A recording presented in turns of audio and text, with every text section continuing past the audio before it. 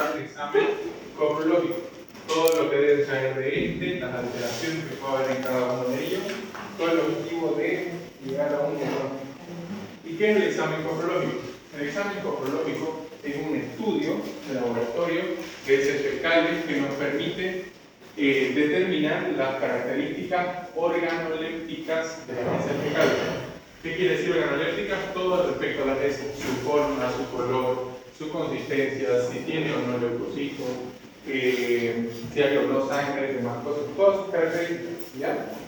Tanto de las heces normales como de heces anormales, ya que pueden guiar hacia cierto diagnóstico. Otro punto importante que se manda acerca del examen coprológico es que deben encontrar la presencia, si hay o no, de moco y heces fecales, de moco y sangre, ¿ya? ¿Cómo se le llamaba a las heces que presentaban moco y sangre? Disentería, ¿no es cierto? ¿Ya? Eso es lo que se ve aquí en el examen coprológico, es uno de los datos que nos interesa. Respecto a la recolección de la muestra, las recomendaciones que debe darle a su paciente para tomar la muestra, porque es el paciente el que va a recolectar la muestra, por ende tiene que darle las especificaciones que vieron en la anterior clase, ¿ya? Más algunas otras que vamos a ver ahora, ¿ya? Si vamos a hablar de ese, es imposible no hablar de la dieta, ¿no es cierto? Porque la dieta es el producto del desecho de qué? Perdón, las heces son el producto del desecho de la dieta, ¿no es cierto?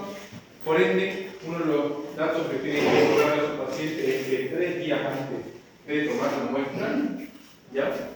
Debe mantener una dieta normal, lo que considere normal para él. Y una dieta normal tiene que contener 3 cosas principalmente, ¿no es cierto? Las 3 biomoléculas principales. ¿Cuáles son? Proteínas, ¿ya? Hidratos de carbono y grasas, ¿no es cierto? Ácidos grasos, ¿ya? Eso. La cantidad mínima que debe tomar un examen coprológico son 50 gramos, acuérdense.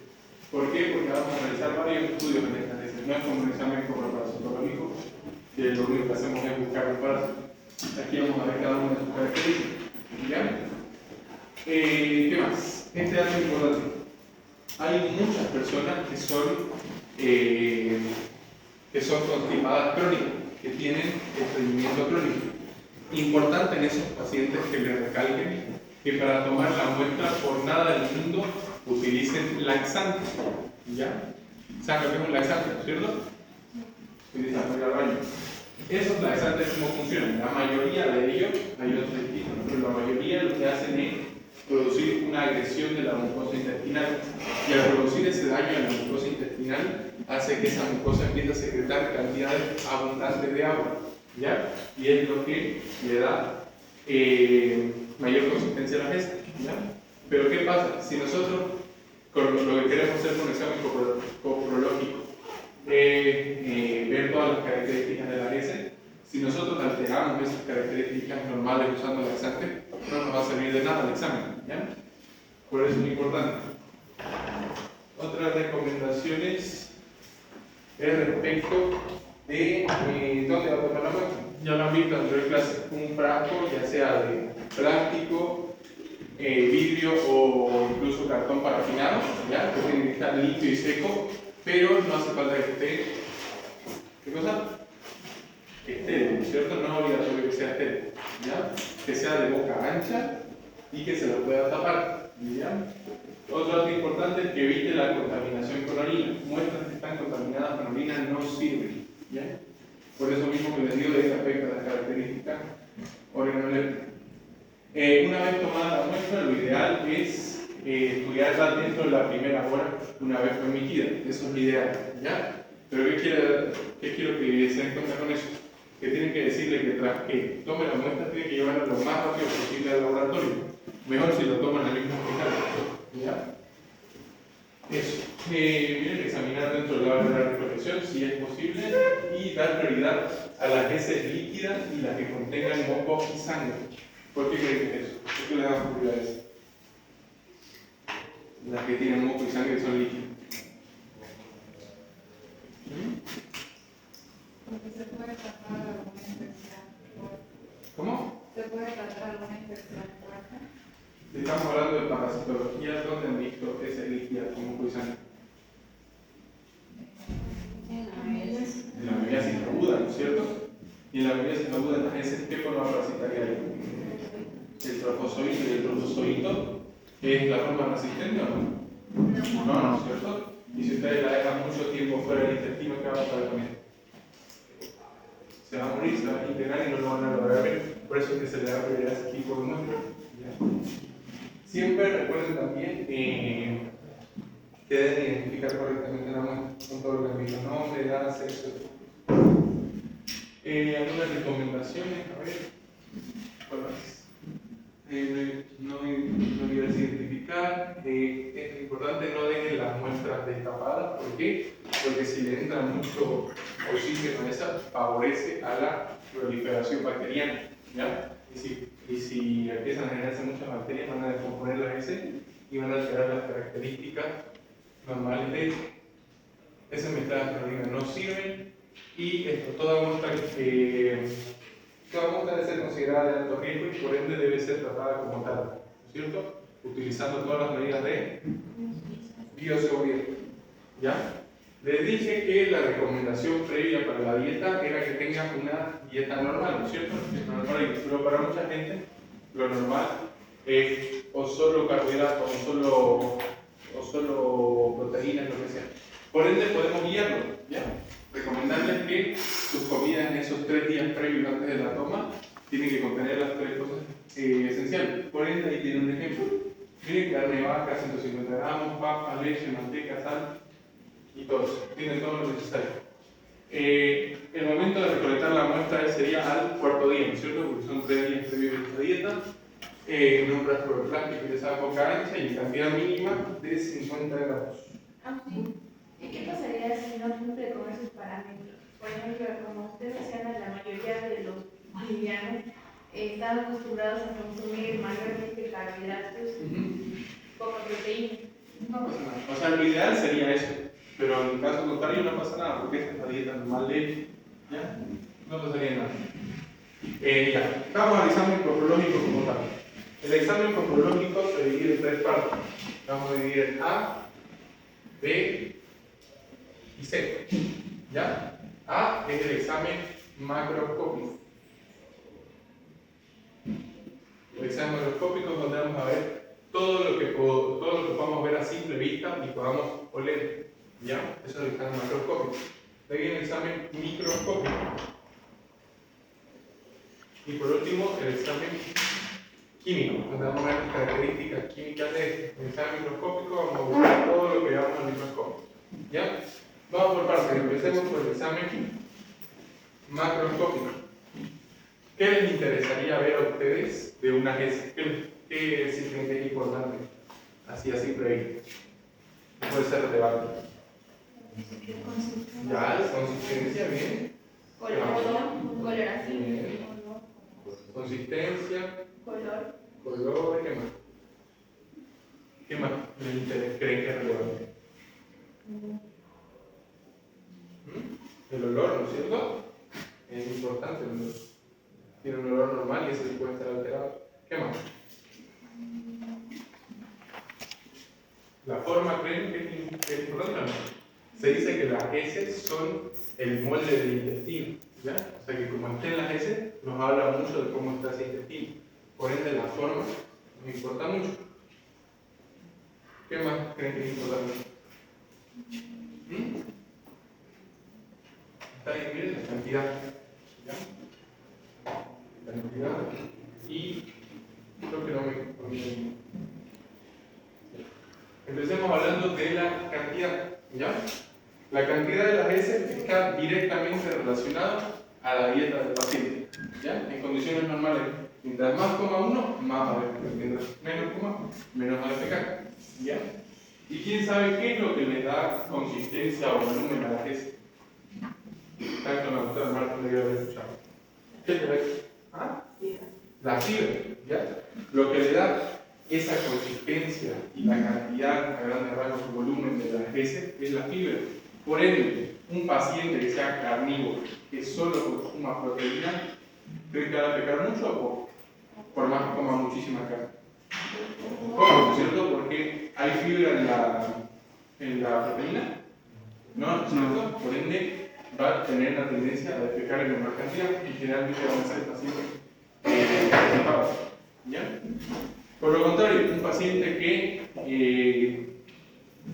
que sea vegetariano, ¿ya? Que no consuma carne, que su dieta se basa principalmente en legumbres, vegetales y demás cosas. ¿Cómo van a ser sus heces? Abundantes, ¿no es cierto? Porque su dieta se basa principalmente en productos que tienen fibra, ¿ya? Por ende va a tener un mayor volumen de heces fecales. Y ahí se ve, una dieta corriente se dice, según los libros, aunque varía mucho dependiendo de la persona, su tamaño, el medio en el que vive, lo normal es que despeje de 150 a 250 gramos por día, ¿ya? En un paciente vegetariano, miren, la cantidad aumenta, más o menos de 170 gramos. En un paciente que solo se alimenta de carne, miren, disminuye, más o menos 60 gramos. En nuestro medio, según nuestra dieta, se dice, también varía mucho dependiendo de en qué ciudad se encuentre, ¿no? Santa Cruz o en zonas altiplánicas, donde se consume más hidratos de carbono. Se dice que es entre 80 y 150 gramos por día. Y fíjense aquí, esto como en insuficiencia pancreática, hasta 3.000 gramos por día a veces, 3 kilos a veces. ¿Quién piensa por qué puede ser? ¿Quién tiene idea de por qué puede ser eso? La insuficiencia pancreática. ¿Saben qué es el páncreas, no es cierto? ¿Saben qué es el páncreas? Es un órgano peritoneal que tiene función exócrina y endocrina. De forma endocrina, ¿qué libera? Insulina y glucagón. Y de forma exócrina, ¿qué libera y a dónde? El jugo pancreático, pero el jugo pancreático tiene varias cosas, ¿cierto? Que bueno, va a liberar a la primera porción. Ya, pero no, la segunda. ¿Qué libera? ¿Pero qué libera dentro de ese jugo pancreático?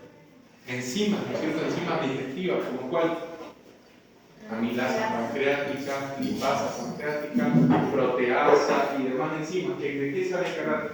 Lo que ustedes consuman por vía oral, ¿no es cierto? Lo mastican, se vuelve el bolo alimenticio, llega al estómago y se combina con el ácido, ¿no es cierto? Eso degrada un malo en proteína, pasa al intestino delgado y junto con el jugo pancreático, aparte de liberarse sustancias neutras que van a neutralizar esa acidez, se liberan enzimas, ¿ya? Que van a degradar estos alimentos. Y para que su intestino pueda absorber los alimentos, tienen que estar degradados en partes muy pequeñas. Generalmente llegan en estructuras grandes. ¿Y qué pasaría si hay una insuficiencia pancreática? Ese páncreas no libera esas enzimas. ¿Qué va a pasar? No se van a digerir esos alimentos, ¿no es cierto? Y por ende no se van a poder absorber. Y si no los absorben, ¿por dónde se van a ir? Siguen su trayecto por el intestino, ¿no es cierto? Y si no absorbieron nada, todo ese alimento se va a eliminar por heces fecales y va a aumentar el volumen de defecaciones. ¿Entienden por qué? Si no hay estas enzimas que sirven para degradar los alimentos, estos no se absorben y se van a eliminar en su totalidad. Porque todo lo que coman se va. ¿Bien? Hablemos de otra cosa, su consistencia. ¿Ya? Lo normal es que sea pastosa, tirando a blandas, ¿ya? Pueden ser diarreicas o pueden ser duras, ¿ya? Si son diarreicas, a su vez hay de varias formas: líquida, mucosa, mucosanguinolenta o directamente que solo tengan sangre, ¿ya? Respecto a su forma, la forma normal que tienen es una forma cilíndrica que se repliega sobre sí misma, ¿ya? Al momento de defecar. ¿Qué pasaría bien? Por ejemplo, en forma de bolos, como pequeñas bolitas. ¿Cuándo puede pasar eso? Eso pasa en caso de atonía del esfínter rectal o atonía intestinal, ¿ya? ¿Qué quiere decir atonía? Que ese colon no se contrae, ¿ya? No tiene sus movimientos característicos. ¿Cómo se llama ese movimiento? Peristaltismo, ¿no es cierto? Y ese peristaltismo favorece a la formación típica que tienen de forma danesa. Y si ese intestino está aperistáltico, las heces no se van a formar de forma correcta y van a salir como pequeñas pelotitas, ¿ya? Como si fuera un conejo.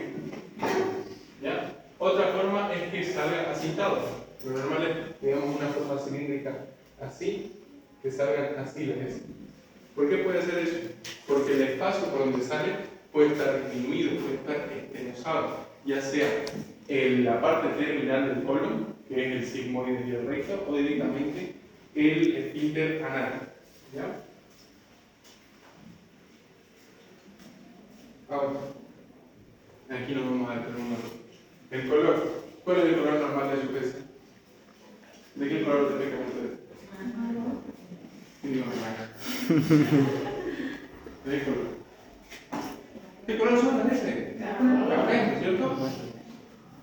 ¿Y alguien sabe por qué tienen ese color? ¿Alguien se ha preguntado por qué tienen ese color? Deben aplicar el mismo pigmento que le da color a la orina. ¿Quién sabe? Que si ustedes entienden esto van a entender por qué a veces pueden estar blancas, incoloras. ¿Quién sabe? ¿Quién escuchó? ¿Ah? ¿Quién tiñe las veces? ¿Ah? Ya tiene que ver con la bilirrubina, ¿sí? Pero es un producto aún de mayor degradación de la bilirrubina. La estercobilina, ¿ya? La estercobilina. Y bueno, volviendo a eso, la bilirrubina viene de... ¿Qué es la bilirrubina? ¿De dónde proviene? ¿Ah? ¿Quién sabe qué es la bilirrubina? ¿Es producto de degradación de qué? ¿Ah? ¿De qué?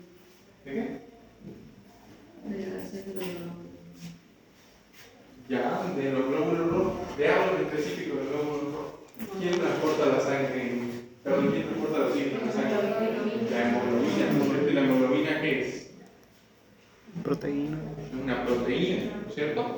¿Y cuál es su función? Transporta oxígeno y dióxido de carbono. ¿Dónde se encuentra localizada esta hemoglobina? Porque no anda suelta por la sangre. Si estuviera suelta sería altamente tóxico. ¿A qué va unido? Al eritrocito, está dentro del eritrocito, ¿cierto? Ya. Vamos a ver, esto es importante. La hemoglobina, los eritrocitos, ¿cuánto tiempo viven? 120 días, ¿no es cierto? ¿Por qué viven hasta 120 días? Dentro de esos 120 días, ellos tienen la característica de ser bastante flexibles. ¿Por qué? Porque saben que existe la microcirculación, ¿no es cierto? Los vasos de muy pequeño calibre.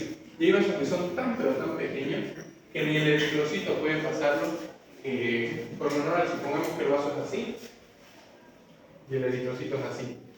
No pasa normalmente, pero como es joven, este eritrocito es flexible y tiene la capacidad de amoldarse y poder cruzar por acá. Pero ¿qué pasa una vez que llega a esos 120 días sobre un eritrocito viejo? Va a perder su capacidad de elasticidad. Y hay un órgano que se encarga de filtrar estos eritrocitos viejos. ¿Quién sabe cuál es? El vaso, ¿no es cierto? En el vaso, ¿qué hay? ¿Qué sistema hay? El sistema mononuclear fagocítico. ¿Ya? Que supongamos que es así. Imagínense estos esquemáticos, no funciona así tal cual. Una malla, ¿ya? Que funciona como filtro. La sangre está pasando constantemente por esta malla. Y el eritrocito, supongamos que mide pasa normalmente por acá sin doblarse. No, no, solo tiene que ser flexible para pasar por acá. ¿Y qué pasa con los eritrocitos viejos? ¿Ya? Se quedan atrapados acá. ¿Y ahí qué viene? Viene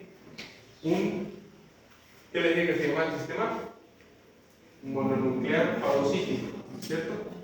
¿Y qué célula mononuclear del sistema hematopoyético conoce? Que se encarga de fagocitar. El macrófago.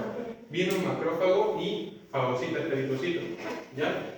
Y dentro del eritrocito les dije que había la hemoglobina, ¿no es cierto? Y la hemoglobina, como dice su nombre, tiene dos partes. Un grupo M o hemo, ¿correcto? Y un grupo si es hemoglobina, un grupo M a un grupo globina. ¿Qué es la globina? No es más que un aminoácido, por ende se descarta y se reutiliza para la síntesis de otras proteínas. ¿ya? Y nos quedamos con el grupo M. Este grupo M, gracias a una enzima, se convierte en dos cosas. En biliverdina. ¿Y quién es el que capta como tal el hierro? ¿Quién sabe? Dentro de la hemoglobina. El hierro, ¿no es cierto? El que capta el oxígeno, perdón. El hierro, ¿ya? Entonces, este grupo M, por una enzima que ahorita les digo, se convierte en biliverdina y hierro, ¿ya? Dentro del metabolismo de la hemoglobina tenemos tres enzimas principales. La primera es la que actúa acá, la hemooxidasa, ¿ya? Esta enzima cataliza esta reacción de convertir el grupo M en biliverdina, que nos interesa, y el hierro. El hierro generalmente no se elimina, el hierro se reutiliza, ¿ya? Ese hierro se manda a la circulación y se une a una proteína plasmática. ¿Quién sabe cuál es? A la transferrina, ¿ya? Es la forma de transporte del hierro. Y esta transferrina lleva el hierro ¿hasta dónde? ¿Dónde se almacena? En el... ¿qué hora me digo? En el hígado, ¿no es cierto? ¿Y de qué forma se almacena el hierro? ¿Cómo? Ferritina. Forma de almacenamiento del hierro, ¿ya? Hasta ahí ya supimos qué se hizo con el grupo globina, qué se hizo con el hierro, ahora nos quedamos con esta biliverdina.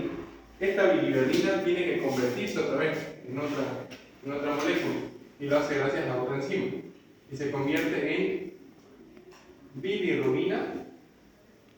¿Quién sabe? ¿Conjugada o no conjugada? Bilirrubina no conjugada o bilirrubina indirecta, ¿ya? Y esto lo hace por una enzima que es la biliverdina reductasa. Este mecanismo tiene que sabérselo de memoria porque es pregunta en todo el resto de materia y todo el resto. ¿Ya?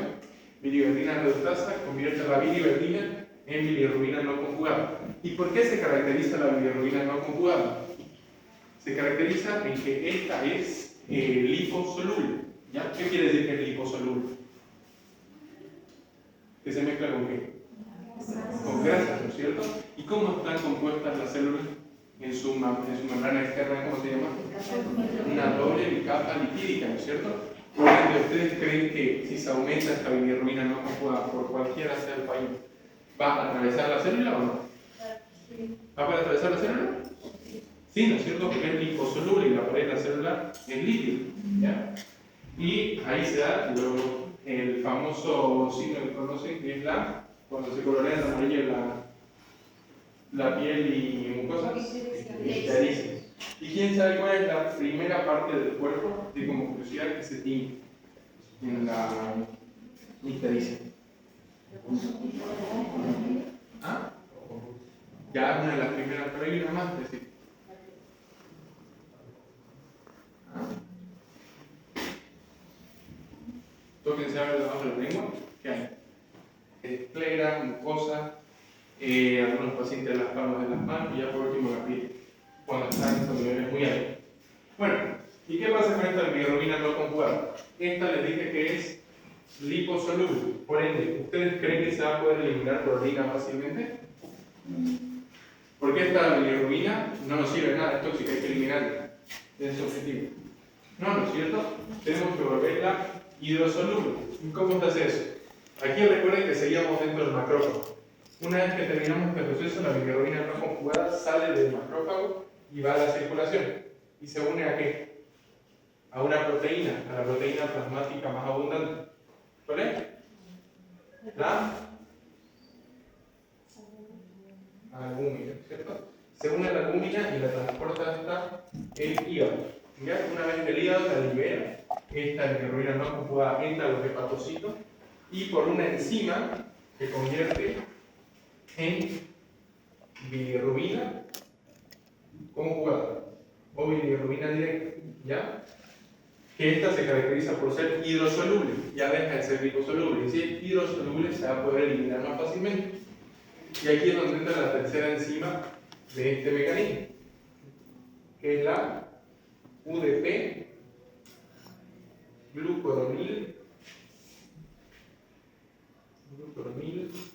transferasa. Y ahí tienen ya las tres enzimas del metabolismo de la hemoglobina. Esta UDP glucuronil transferasa a la bilirrubina no conjugada la conjuga, es decir, que es como que la rodea ya de una sustancia que se llama ácido glucarónico y la convierte en bilirrubina conjugada. Y esta se va por dos partes. Un 20% aproximadamente vuelve a la circulación, se va al riñón y se convierte en urobilinógeno, que posteriormente en los túbulos se convierte en urobilina y es lo que le da el color característico a la orina, que es el pigmento amarillo. ¿Ya? Y otra gran parte se va por la vía biliar hasta la vesícula biliar y se elimina hacia el intestino. ¿Dónde desemboca la vesícula biliar? En el intestino, ¿qué parte? Segunda porción del duodeno. ¿A través de qué estructura? ¿El conducto qué?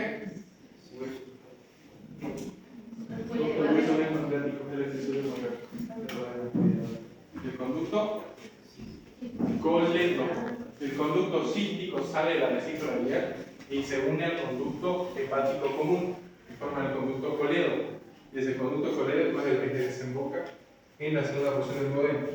Pero ya, esta bilirrubina no conjugada se libera en el intestino como estercobilinógeno, ¿ya? Y ese estercobilinógeno, por acción de las bacterias de la microbiota del intestino, se convierte en estercobilina y es lo que le da el color característico marrón a la heces. ¿Ya? Este mecanismo lo tienen que saber bien. ¿Por qué? Supongamos que hay un daño a nivel hepático, no hay esta UDP glucuronil transferasa. ¿Qué va a pasar? ¿La bilirrubina no conjugada se va a convertir a conjugada? No, ¿no es cierto? Y que esta se va a aumentar, y si se aumenta esta, ¿qué pasa? ¿Cómo se va a manifestar eso en el cuerpo? Como ictericia, ¿no es cierto? Y demás cosas. Si no, si hay una obstrucción a nivel del coledo, ¿cuál de las bilirrubinas se va a aumentar? Si la obstrucción es a nivel del coledo, ¿cuál funciona normal? ¿Cuál va a aumentar? ¿Conjugada o no conjugada? Conjugada, ¿no es cierto? Va a haber una hiperbilirrubinemia a expensas de la bilirrubina conjugada. Y por eso les digo, si ustedes saben esto, van a poder diferenciar cuando avancen ictericias van a avanzar este mismo año en bioquímica, ¿ya? Dependiendo de dónde sea el daño, van a saber cuál se puede aumentar, cuál se puede disminuir, qué enzimas intervienen. Hay una patología hereditaria en la que directamente falta esta enzima, no hay. ¿Quién sabe cuál es? El síndrome de Gilbert, ¿ya? Se caracteriza por una deficiencia congénita de esta enzima y hace que los pacientes tengan una ictericia leve, pero crónica, a lo largo de toda su vida.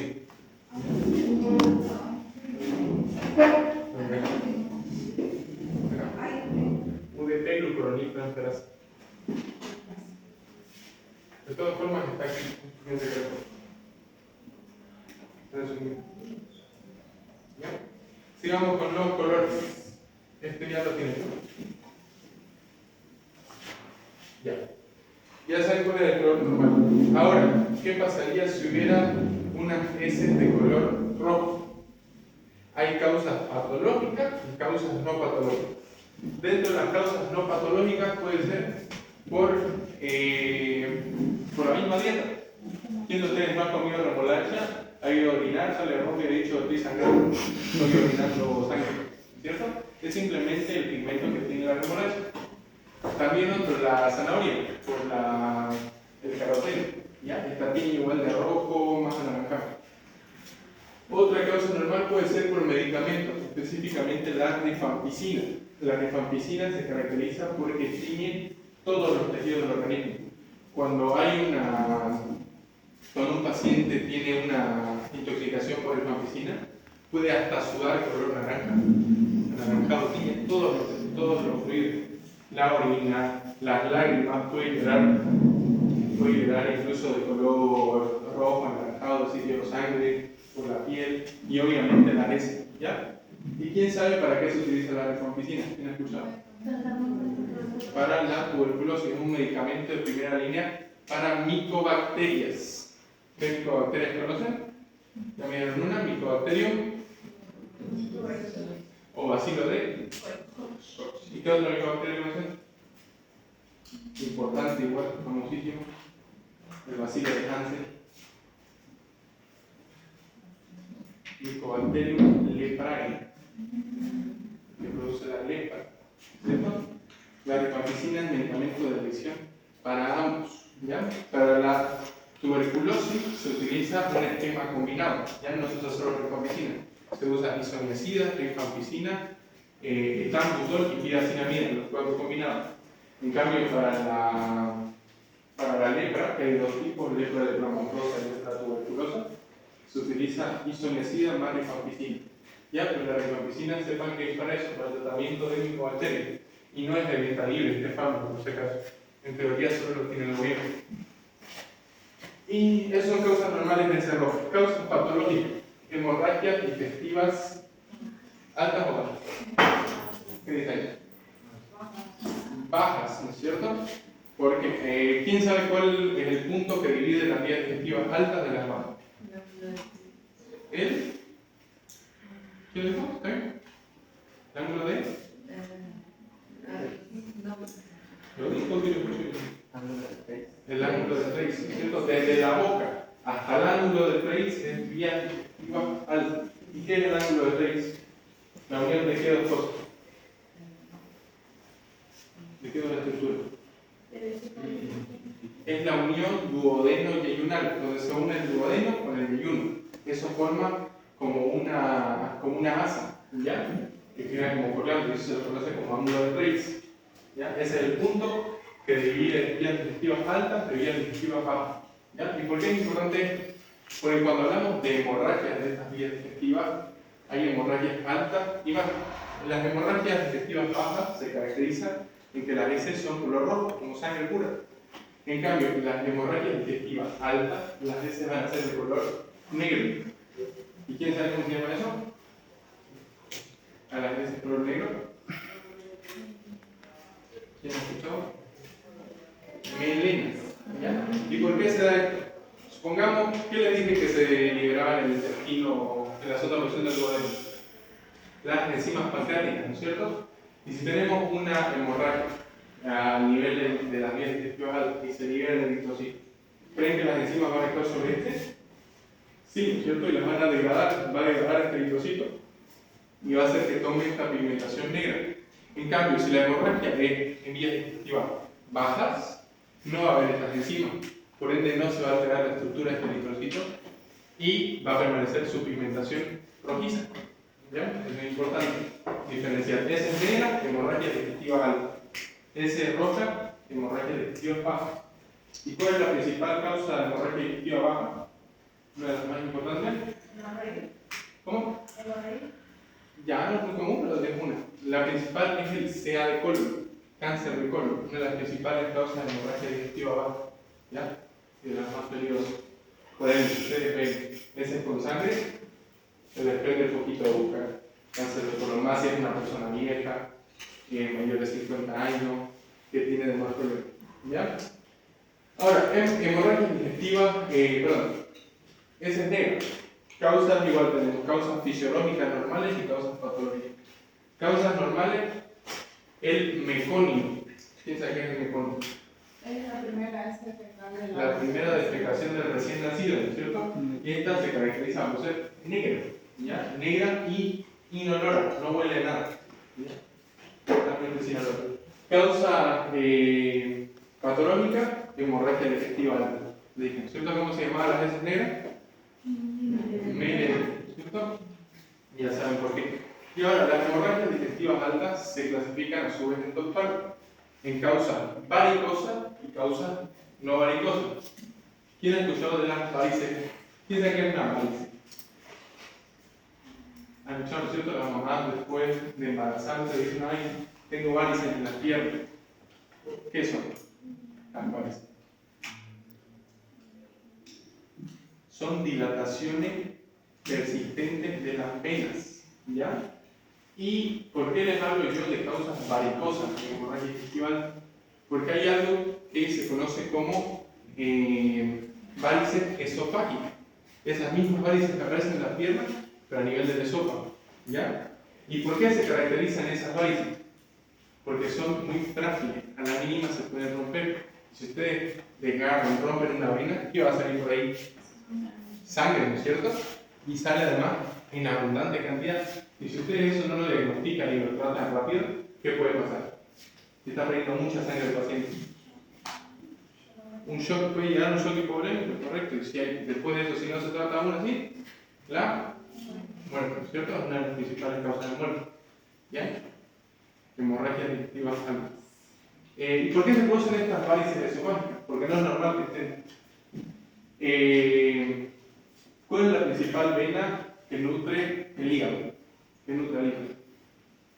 Porque la irrigación del hígado es doble, ¿no es cierto? Es venosa y es arterial. ¿Cuál es la principal vena que lleva la mayor parte de sangre al hígado? La vena porta. ¿Y cómo se forma la vena porta? La porta se forma de dos, ¿cierto? La vena mesentérica superior y la esplénica. Esas dos venas se unen y forman la vena porta. ¿Ya? ¿Y qué quiero que se den cuenta con eso? Que reúnen casi toda la sangre que viene de la mitad para abajo, ¿no es cierto? La mesentérica superior de todo abajo y la esplénica del vaso. ¿Ya? Y toda esa sangre se une, esos vasos se unen y forman la vena porta. Y esa vena porta generalmente tiene, en condiciones normales, una circulación en sentido hacia el hígado, ¿ya? Le llega sangre al hígado. ¿Y qué pasa de ese hígado? Está fibrosado. Un paciente alcohólico de muchos años tiene cirrosis hepática. ¿Qué pasa con la presión en ese hígado? Como está duro, aumenta la presión en los vasos intrahepáticos. Y si esa presión aumenta y la va a repercutir hacia atrás, va a hacer que su flujo se invierta en vez de ir hacia arriba, porque ahí pasa, ¿no? Llega la vena porta, venas hepáticas, venas suprahepáticas y ahí desemboca en la cava, ¿no es cierto? Ese es su trayecto normal. Pero si hay una hipertensión en el hígado, ¿ya? Por cualquier cosa, ya les dije una ahí, ese flujo se puede invertir y va hacia atrás. ¿Y qué va a pasar con la presión en la vena porta? Si viene sangre de acá, viene sangre de acá. Va a aumentar, ¿no es cierto? Y eso se llama hipertensión portal. Y esa hipertensión portal no es buena, ¿ya? Así que su organismo, ¿qué va a hacer? Va a generar nuevos vasos, va a formar nuevas venas. ¿Sabían, no es cierto? Que el organismo puede hacer eso. Generar nuevos vasos. Yo tengo, digamos, una arteria que se conectaba aquí y aquí y se obstruye por cualquier cosa. Mi organismo puede crear una arteria que vaya por acá y la conecte de nuevo. ¿Eso cómo se llama? Angiogénesis, ¿ya? Bueno, como hay hipertensión portal, esa sangre tiene que salir por un lado porque no puede mantenerse tanta presión en el adoquín y se crea una circulación colateral, ¿ya? Nuevas venas, que entre una de esas son las venas esofágicas, ¿ya? Y como esas están expuestas a mucha presión, se dilatan, por ende son varices, y son varices esofágicas que ya saben, si se rompen, que pueden causar, ¿no es cierto? Hemorragia digestiva alta. Estas son las causas varicosas de hemorragia digestiva alta, que son las más en mayor porcentaje.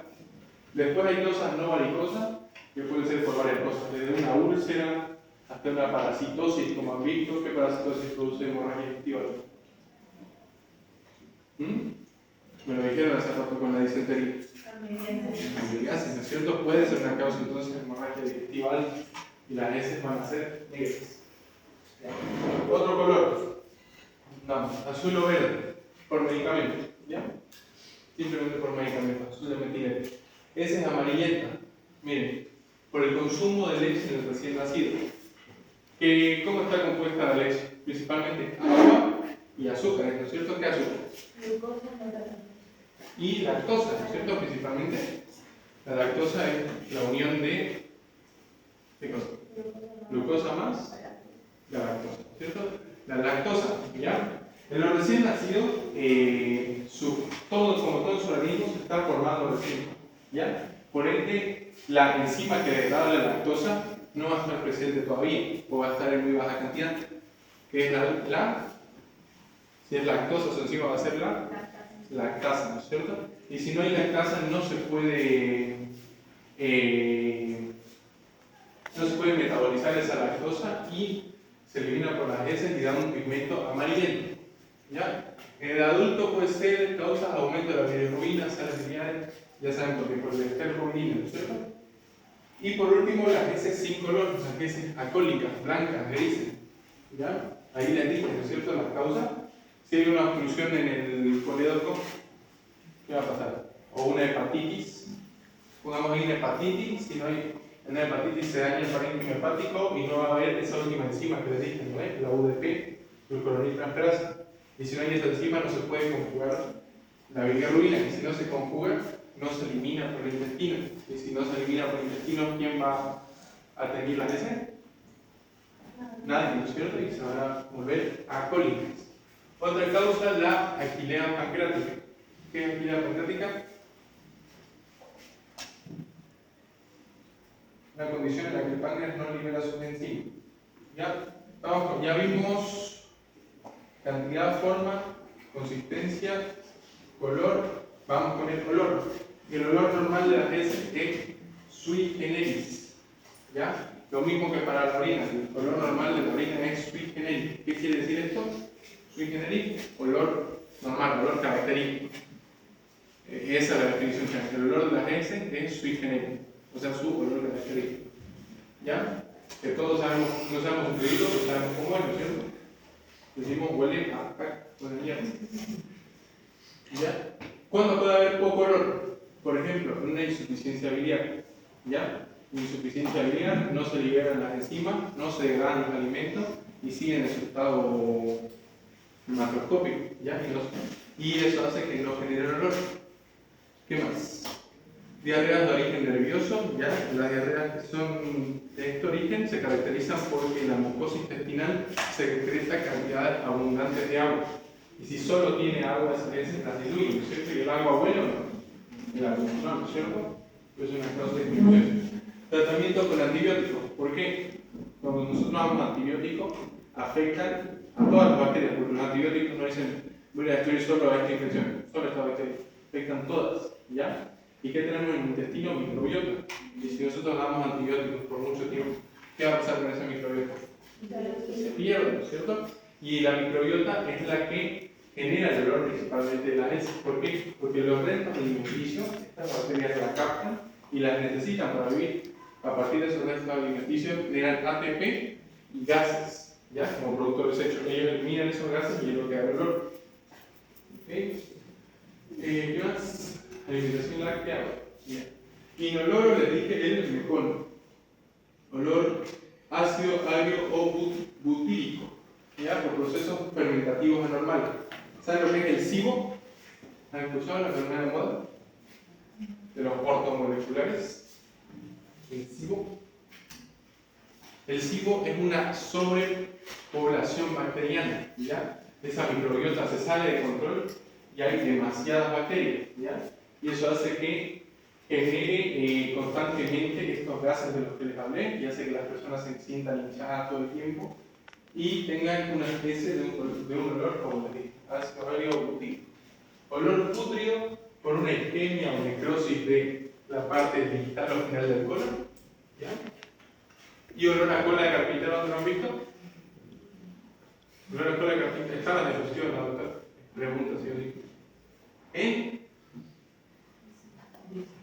Disentería, está ahí, una de sus principales características, más de 8 exposiciones por día, olor a cola de carpintero, hay que estudiar tampoco con eso. Ya terminamos de ver el examen macroscópico, vamos con el examen microscópico, por el microscopio. ¿Qué van a querer ver? ¿Qué les interesa? ¿Qué les interesa? Presencia no de leucocitos, ¿ya? ¿Qué más? ¿Qué más quieren ver al microscopio? Si hay que eritrocitos, bien. ¿Qué más? Los restos alimenticios, si bien nos sirven para diagnosticar, cuando ustedes hagan estos estudios, los pueden llegar a confundir ya, porque tienen formas características que hay que estudiar mejor. Y por último, una que pregunta de examen teórico. Entra todos los años. Cristales de Charcot-Leyden. Y ahora vamos a ver, ahorita les explico qué son. Vamos primero por leucocitos. ¿Qué es lo indispensable que tiene que pasar para que los leucocitos vayan al intestino, a la luz intestinal? Fisiopatológicamente, ¿qué tendría que pasar? Porque ¿dónde circulan normalmente los leucocitos? Por la sangre, ¿cierto? Y la sangre está directamente conectada o en contacto con la luz del color. ¿No es cierto? Ustedes tienen sangre fluyendo por el intestino. ¿No? ¿Qué tendría que pasar entonces para que haya leucocitos en la heces? Ya. Que el patógeno que esté produciendo la patología atraviese la mucosa intestinal. Y si atraviesa la mucosa intestinal, recién va a entrar en contacto con la sangre. Y ahí es cuando se produce toda la reacción inflamatoria y hace que vengan más leucocitos. Por ende, factor indispensable para que haya leucocitos en las heces fecales que atraviese la mucosa intestinal. Por ejemplo, una intoxicación alimentaria, ¿ya? Estafilococcus aureus lo produce. Ustedes por una comida infectada la comen, llega al intestino y ese estafilococo libera unas toxinas, ¿ya? Directamente toxinas. Él no toca el intestino. Él entra y libera unas toxinas. Y esas toxinas hieren o dañan la mucosa intestinal, ¿ya? Pero no la atraviesan. Simplemente la irritan y hace que empiecen a liberar abundante agua, esos esperocitos, ¿ya? Y eso produce diarrea, pero esa diarrea no va a tener leucocitos. ¿Por qué? Porque no cumplimos ese factor indispensable, ¿no es cierto? ¿Qué era qué cosa? Que la gente patógena atraviese ¿qué? La mucosa intestinal, ¿cierto? Ya. Ahora, si ustedes encuentran leucocitos en la muestra, ¿cómo las van a ver? Hacen un extendido de esa muestra fecal y la tienen con pinza. En caso de que encuentren, se reporta. Y esto es importante, igual es pregunta de examen. ¿Cómo se reporta? Puede ser positivo una, dos o tres cruces. Positivo una cruz o escasa es que en un campo ustedes vean menos de 10 leucocitos. ¿Ya? ¿Cuánto es un campo? Ya lo usamos microscopio, ¿no es cierto? Un campo es todo lo que ustedes ven en este redondito, ¿no es cierto? Cuando meten sus ojos a los oculares. Todo lo que ven aquí sin mover la platina, lo que ven ahí quieto es un campo. Siempre y cuando estén con el objetivo 40x, porque hay 4 objetivos, ¿no es cierto? En estos microscopios. Por 4, por 10 y por 100, ¿cierto? Lo que vean un campo se refiere a lo que vean ustedes en el objetivo por 40, ¿ya? Si ustedes ven menos de 10 leucocitos por campo, es positivo una cruz o leucocitos escasos, ¿ya? Positivo 2 cruces, que vean de 10 hasta 30, ¿ya? Pues, positivo 2 cruces o regular.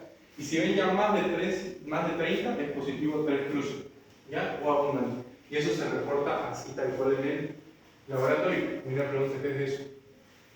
¿Puede haber leucocitos normalmente en el intestino? Puede. En muy escasa cantidad, pero puede, ¿ya? Lo general, lo normal es que no encuentren, lo pueden llegar a encontrar hasta 2 por campo, ¿ya? Eso es lo normal. Miren, lo que les decía, las diarreas de origen metabólico, por ejemplo, una intoxicación alimentaria. ¿Cómo van a estar los leucocitos en las heces? ¿Abundante o escaso? ¿O no? Si es por una intoxicación alimentaria. ¿Va a haber los leucocitos? No, ¿no es cierto? ¿Por qué no va a haber? Porque es por una toxina, ¿no es cierto? No hubo quien atraviese esa mucosa intestinal, por ende no se activó el sistema de defensa. Segundo punto, los mismos.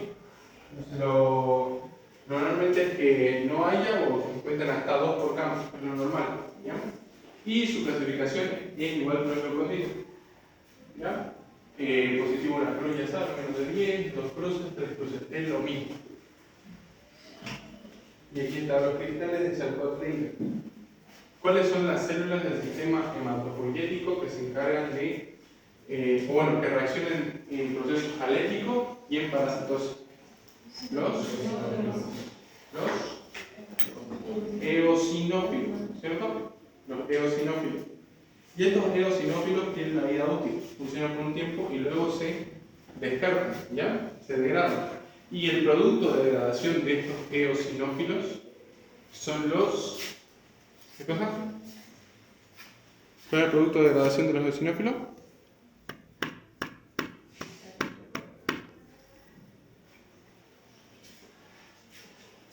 Los cristales de Charcot-Leyden. Por ende, si les preguntan a la autora qué son los cristales de Charcot-Leyden, son los productos de degradación de los eosinófilos. Y si están presentes, nos guían hacia un proceso.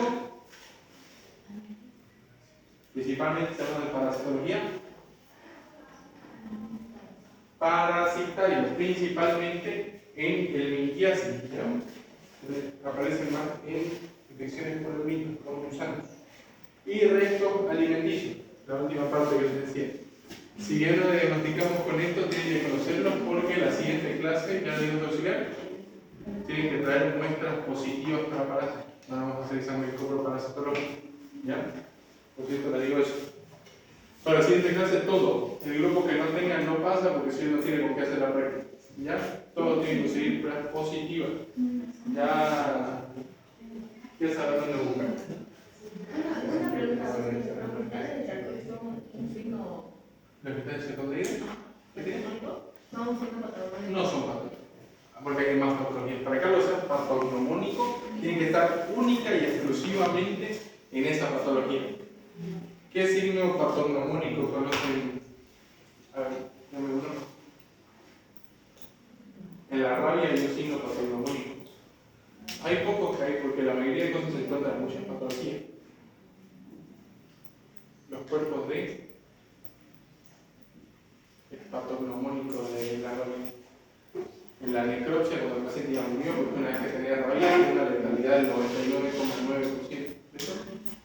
Los cuerpos de Negri, ya son, por ejemplo, son patognomónicos de la rabia. Ustedes de la necropsia toman una muestra de encéfalo, lo ven en el microscopio y es como, son células como liposacas, ¿ya? Que están como totalmente destruidas. Eso es patognomónico de la rabia. ¿Ya? Otro signo patognomónico es en las manchas de Koplik. ¿En qué patología se ve eso? En el sarampión, son unas manchas que aparecen en el cuerpo oral. Esos son signos patognomónicos. Los cristales de Charcot-Leyden no son patognomónicos. Bueno, almidones. Se ven así, miren, como pequeñas manchitas de sangre. Eso cuando vean, si no conocieran esto, podrían decir que hay presencia de sangre, pero no se ve así. ¿Ya? Son restos de almidones. Otro, miren las fibras vegetales. Vean esa forma que tiene. Como un panal de abeja, ¿no es cierto? Eso también lo van a ver. ¿Ya? Y sepan que eso es normal. No indica nada. Las gotas de grasa se ven como pequeñas micelas, como burbujitas rellenas de aire. ¿Ya? Así se ven las gotas de grasa. Fibras musculares, que igual tienen otra forma característica, son así rectangulares y fíjense, tienen como una estructura estriada, ¿no es cierto? Eso igual es normal. Y otra cosa que pueden encontrar en el examen microscópico es la flora bacteriana, que es normal, ¿no es cierto? Ya para acabar vamos con el examen químico. El examen químico, ¿qué nos va a interesar? ¿Qué nos interesa químicamente de la heces? ¿Qué puede ser? Lean, pH, ¿cierto? ¿Nos interesa el pH o no? ¿Qué es el pH? ¿Cuál es su definición? ¿De cuándo a cuándo puede variar el pH? De 1 a 14. ¿Cuál es el punto de corta? La mitad que decimos nosotros? 7, ¿cierto? Lo que esté por arriba de 7 es por debajo de 7 ácido. ¿Ya? Si ustedes en la S miden el pH y les sale alcalino y aparte está acompañado de sintomatología de una infección bacteriana, pueden pensar en una infección bacteriana. Y si es ácido, lo contrario, puede igual sintomatología, náusea, vómito, diarrea, fiebre. Y las S son ácidas, pueden pensar en una patología de origen viral. El pH normal de las S es de 5,5 a 7,5, varía, ¿ya? Según la dieta, según la bibliografía que lean, hay unas que dicen de 4 a 8, varía mucho, ¿ya? Presencia o no de azúcares reductores, eso no es muy relevante. Y por último, sangre oculta. ¿Quién de ustedes sabe de qué forma podríamos saber si hay sangre oculta en las heces sin necesidad de un microscopio? ¿Cómo podríamos saberlo? Con agua oxigenada, ¿ya? ¿Por qué? Bien. ¿Ah? El agua oxigenada va a reaccionar a la sangre oculta en eso. Claro, pero ¿cómo va a reaccionar? ¿Cómo se manifiesta? ¿Ah? Burbujea, ¿no es cierto? Burbujea. ¿Por qué? Todos ustedes alguna vez han hecho una herida de niño, ¿no es cierto? Y se las han desinfectado con agua oxigenada. Y cuando les colocaban, muchas veces han visto que salían burbujitas, ¿no es cierto? ¿Y qué les decían sus padres de esas burbujitas? Está desinfectando, son los soldaditos, ¿no les decían? ¿Están peleando? No, ¿no es cierto? Eso no es así. ¿Por qué? Porque los eritrocitos de su membrana tienen una enzima que se va a encargar de convertir el peróxido de hidrógeno o peróxido de hidrógeno, agua oxigenada, peróxido porque tiene dos oxígenos, ¿no es cierto? El agua oxigenada la va a convertir en dos cosas, en dióxido de carbono y en agua. Y eso es lo que va a formar esa reacción como de burbujeo, porque es un gas más agua. ¿Ya? ¿Y cómo se llama esa enzima que produce esa reacción? ¿Ah? Peroxidasa. No, la peroxidasa es otra. La catalasa. Catalasa, ¿ya? Es la enzima que degrada el peróxido de hidrógeno en dióxido de carbono y agua. ¿Y cómo se llama esa prueba de colocarle agua oxigenada a las heces? Su nombre antiguo, común, ¿quién la usó? La prueba de Guayaco. ¿Ya? Prueba de Guayaco. Es una prueba que se utilizaba antes para saber si hay ese, ¿cómo es? Sangre en ese. ¿Bien? Eso pueden hacerlo ustedes también en su casa si quieren, ¿no? Y no ahora les ¿dudas? ¿Preguntas de este tema, chicos? ¿Algo que les quede dudas? ¿Podría repetir lo que decía que la catalasa que es degradada? La catalasa. ¿El peróxido de hidrógeno qué es? Es peróxido de hidrógeno. Tiene la catalasa y lo convierte en CO2 más agua. ¿Ya? Y esto lo hacen encima catalasa. Creo que no está bien, este es superóxido. No me acuerdo cuál es la fórmula del peróxido de hidrógeno. ¿Ah? No. H2O2. Ese es el peróxido de hidrógeno. Agua más oxígeno, más oxígeno. ¿Ya? Y lo convierten en dióxido de carbono más agua. ¿Ya? Y esto se demuestra como un burbujeo. ¿Ya? Es una práctica bioquímica, lo van a hacer también. Todo lugar que haya sangre se va a producir esta reacción si le colocan dióxido de hidrógeno. ¿Ya? ¿Dudas? ¿Preguntas? ¿Algo más? ¿No? Ya. Si ya mi hermano pueden irse.